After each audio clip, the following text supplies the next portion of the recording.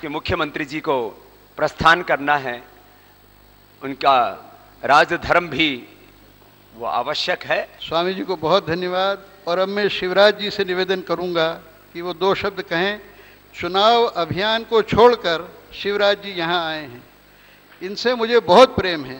अब मैं शिवराज जी से प्रार्थना करता हूं कि 2 शब्द कहें। जब किसी श्रद्धांजलि सभा में जाते थे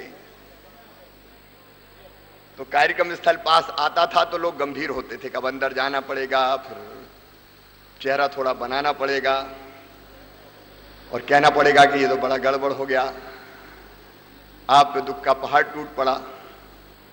लेकिन सच में मृत्यु आनंद है, मृत्यु उत्सव है, मृत्यु नृत्य है। अरे बरसों से हम कहते रहे, नैनम छिंदंती शस्त्राणी नैनम दहति पावका ना चेप क्लेदन तापो ना सोष्यति मारुता। मनुष्य केवल शरीर नहीं है, वह अजर अमर आत्मा है। उसे शस्त्र काट नहीं सकते, उसे आग जला नहीं सकती, उसे पानी गीला नहीं कर सकता। अजर अमर अविनाशी शाश्वत सनातन चिरंतन और सत्यजित आनंद यानी सच्चिदानंद, यह है वास्तविक स्वरूप उसका। फिर कैसा शौक, और भैया जी के लिए शौक। वैदिक जी में आपको, आप तो वैसे भी वेद प्रताप है, एक वेद प्रताप और वेदमती, अच्छी जोड़ी बनाई है भगवान ने। भैया जी के लिए कैसा शौक, जिनका जीवन सच में वो एक व्यक्ति नहीं थे। अस्पताल में मैं मिलने गया था जब अस्वस्थ थे, और इसके बाद भी वो प्रसन्न चित्त थे। और उस समय भी चर्चा करते हुए उन्होंने मुझसे शराबबंदी की चर्चा की थी। उस स्थिति में कोई कल्पना नहीं कर सकता। और इसलिए वो व्यक्ति नहीं थे, वो विचार थे, वो संस्था थे, वो महान देशभक्त थे, वो मौलिक चिंतक थे, वो राष्ट्रवादी विचारक थे। और वो जो ठीक समझते थे, किसी के सामने भी वैसा का वैसा कहते थे पूरी दम के साथ। अब आप जानते हैं स्वर्गीय कुशाभाऊ जी ठाकरे, वो अगर कुछ कहे तो उस समय जनसंघ में, भारतीय जनता पार्टी में कोई इनकार नहीं कर सकता था। जो दिल में आया, जो ठीक समझा, वो उनकी जुबा पे आया। कहते हैं हमारे यहां ईश्वर को प्राप्त करने के 3 मार्ग, ज्ञान मार्ग, भक्ति मार्ग और कर्म मार्ग। लेकिन भैया जी तो ज्ञान, भक्ति और कर्म के त्रिवेणी संगम थे। ऐसे व्यक्तित्व बहुत कम मिलते हैं।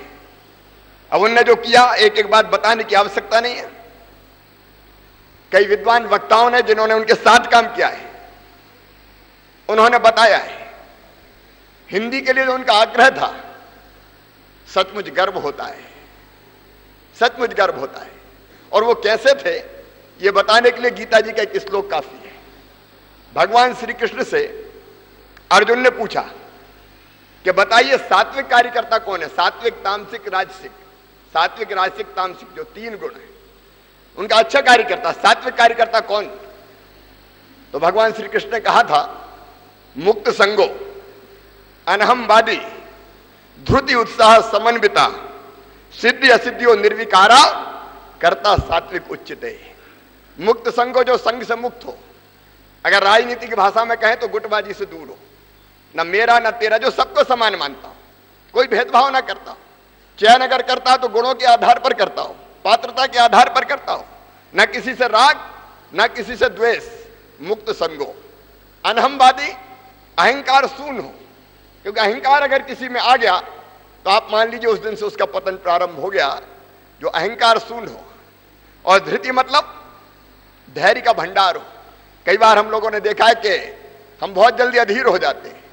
जरा सी किसी काम की सफलता के लिए हमने परिश्रम किया, प्रयास किया, सफलता नहीं मिली तो धैर्य चुक जाता है। और फिर कई लोग कहने लगते हैं कुछ नहीं हो सकता हिंदुस्तान में, यहाँ तो ऐसे ही चलेगा, ये सुधर ही नहीं सकता। बहुत जल्दी हथियार डाल देते हैं। लेकिन वो धैर्य से भरे हुए थे। एक बार किया नहीं हुआ, दूसरी बार करेंगे, तीसरी बार करेंगे, चौथी बार करेंगे, और उत्साह से भरे हुए। क्योंकि उत्साह के बिना तो व्यक्ति मुर्दा हो जाता है। हमने देखे दो तरह के व्यक्ति होते हैं, एक स्वामी जी की तरह होते हैं, अगर मुर्दा भी आए तो उसमें भी प्राण फूंक के भेज दे वहां से, और कुछ ऐसे होते हैं कि उनके पास जाओ तो वो ऐसी निराशाजनक बातें करते हैं कि करने वाला और मर जाए कि कुछ हो ही नहीं सकता भैया, बेकार है, घर बैठ जाओ। उत्साह से भरे रहते थे, और जो लक्ष्य तय किया है उसके लिए परिश्रम किया, सफलता मिली तो ठीक है, असफलता मिली तो ठीक है, नहीं सफलता मिली तो आसमान चूम रहे हैं, असफलता मिली तो जमीन पे गड़ गए। उनका सिद्धि असिद्धि और निर्विकार, सफलता मिली तो ठीक है, नहीं तो फिर कोशिश करेंगे। ऐसे कर्ता को सात्विक कार्यकर्ता कहते हैं। ये भगवान श्री कृष्ण ने कहा था उस समय। मैं मानता हूं भैया जी सात्विक कार्यकर्ता थे। उनके गुण, उनके कर्म, उनका चरित्र, उनका व्यक्तित्व सात्विक गुणों से भरा हुआ था, और इसलिए वो शोक करने के लायक नहीं है, वो हमारी प्रेरणा है। और अगर सच में हमें श्रद्धांजलि अर्पित करना है तो उनके बताए हुए रास्ते पर हम कैसे चलें, ये विचार हमको करना पड़ेगा। और जहां तक मैं सोचता हूं, हिंदी के प्रति जो उनका आग्रह था, वेद प्रताप जी भी बैठे हैं, श्वेत केतु जी भी बैठे हैं, हम लोगों ने हिंदी विश्वविद्यालय की स्थापना करने का फैसला मध्य प्रदेश में किया है। और यह फैसला इसलिए कि मैं ग्रामीण क्षेत्रों में जाता हूं, मैं इंदौर के जो प्रबुद्ध जन उनसे कहना चाहता हूं, केवल भाषा के कारण हमारे कई प्रतिभाशाली, स्वामी जी भी बहुत आग्रही है, केवल भाषा के कारण हमारे कई प्रतिभाशाली बच्चे बहुत पीछे रह जाते हैं। अच्छी अंग्रेजी नहीं आती, गांव के सरकारी स्कूल में मेरी तरह पढ़े हैं, अच्छी अंग्रेजी नहीं आई तो पता चला कि प्रतियोगी परीक्षाओं में वो टिक नहीं पाए, और प्रतिभा होते हुए भी वो पीछे रह गए। मैं भी गया था स्वामी जी, दक्षिण कोरिया गया था, जापान गया था, सिंगापुर भी हम गए थे, उसके पहले चीन गए थे। मुझे भारत में अंग्रेजी का आग्रह समझ में नहीं आता। हम जापान गए, किसी ने हमसे अंग्रेजी में बात नहीं की, बात जापानी में हुई, हम भी हिंदी में बोले, ट्रांसलेट करने की व्यवस्था है, दिक्कत क्या है। कोरिया में गए, उनका कोरियन में बोलेंगे। चीन में चीन का प्रधानमंत्री हमेशा चीनी में बोलता है, कभी अंग्रेजी में नहीं बोलता।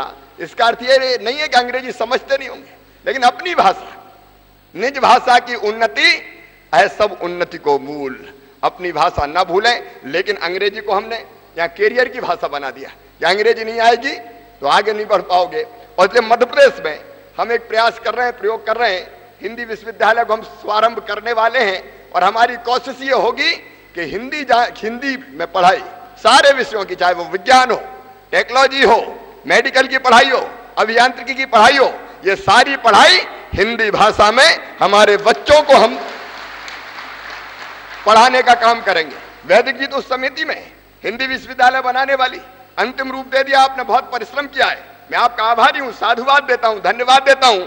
लेकिन अभी लंबा सफर तय करना है, क्योंकि सब विषयों की पढ़ाई के लिए जो आवश्यक तैयारी है वो आवश्यक तैयारी हमको करनी होगी। और ये काम अगर हमने ढंग से कर दिया तो भैया जी को इससे बड़ी श्रद्धांजलि कोई बहन और भाइयों हो नहीं सकती।